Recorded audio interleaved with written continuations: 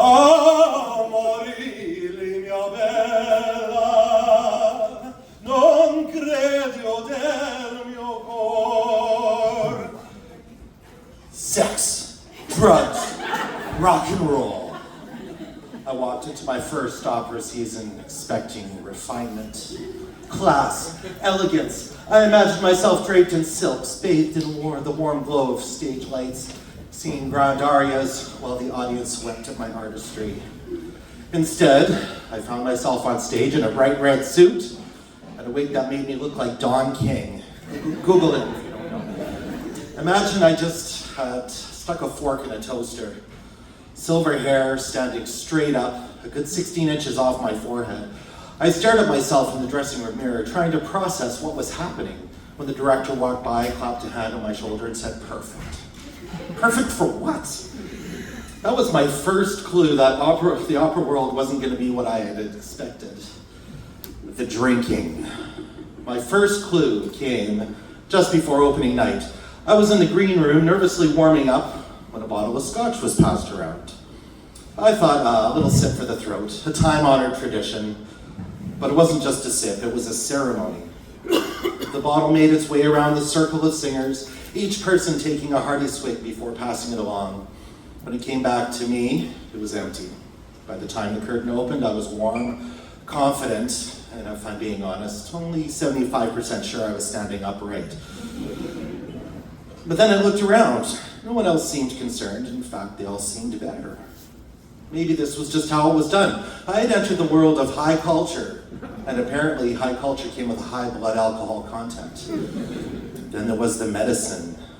One night, I walked into the green room and saw our lead soprano bent over the coffee table, very casually doing a line of cocaine. She looked up, caught my bewildered expression, and, without missing a beat, she said, "Oh, it's just medicine." Medicine? I had a sore throat last week and I took a lozenge. But sure, yeah, this works too. When she went on stage, her aria, it was electric. She was soaring, thrilling, passionate, also at least 2 measures ahead of the conductor. I swear I saw the poor man sweating, trying to catch up to her newfound enthusiasm. And then there was the hookups. Passion in the arts doesn't stop with the music, no. The romantic entanglements in the opera would make a Shakespearean tragedy look simple. One of the altos was hooking up with a baritone. That same baritone was also hooking up with the soprano. The soprano was involved with someone in the orchestra, who incidentally was also hooking up with the baritone and a tenor. So I figured, why not? When in Rome. Let's just say I made great music with a few castmates. But the highlight, my intimate time with the lead tenor. Picture this. A 6'5" man, flowing red hair, a beard that could make a Hell's Angel cry. A voice like molten gold, and when he spoke, he spoke in 4 different languages. Let me tell you, hearing a man whisper sweet nothings in French, Italian, German, and Russian is a once-in-a-lifetime experience. The moment I stopped questioning things. After a while, the madness just became normal. The drinking, the medicine, the fact that I was performing in wigs that could double as a small animal. The moment I realized I had fully adapted was during a dress rehearsal. I had just taken a sip of scotch when a soprano burst into tears because the director told her to sing with more despair. She shouted, "What does that mean?" And stormed out, and I just nodded, yeah, that tracks. Now, keep in mind, I grew up with a very different kind of culture, pig roast, hootenannies.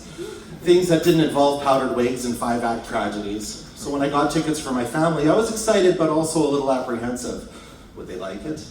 Would they understand it? They were seated in the 3rd row, and from the stage, all I could see was my aunt's thick Coke bottle glasses reflecting the stage lights. A perfect, unblinking glare in the darkness. She sat there, slack-jawed, taking in the spectacle, elaborate sets, people in 18th century costumes, dramatic deaths every 10 minutes. But the best part, Act 2. I was on stage mid-performance and I saw her head slowly tilting upward, then down, then up, then down.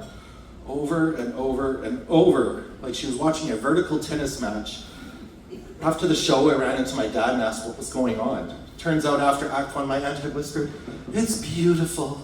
I just wish I knew what the hell they were singing about." My dad, without missing a beat, pointed to the top of the stage and said, "You see those words? That's the English translation. She had spent the entire second act desperately trying to keep up, snapping her head between the stage and the surtitles like she was at a high-stakes auction. I can only imagine how sore her neck must have been. By the end of the season, I had learned a lot. Opera is elegant. It's breathtaking. It's transcendent. Despite the chaos, or maybe because of it, every performance felt electric. We poured our dysfunction into the music. When the curtain rose, it didn't matter how much we drank, how many fights we'd had, or who had woken up in whose dressing room. We became gods, lovers, villains, whatever the music demanded. I had survived my first opera season, and honestly, I'd do it all over again.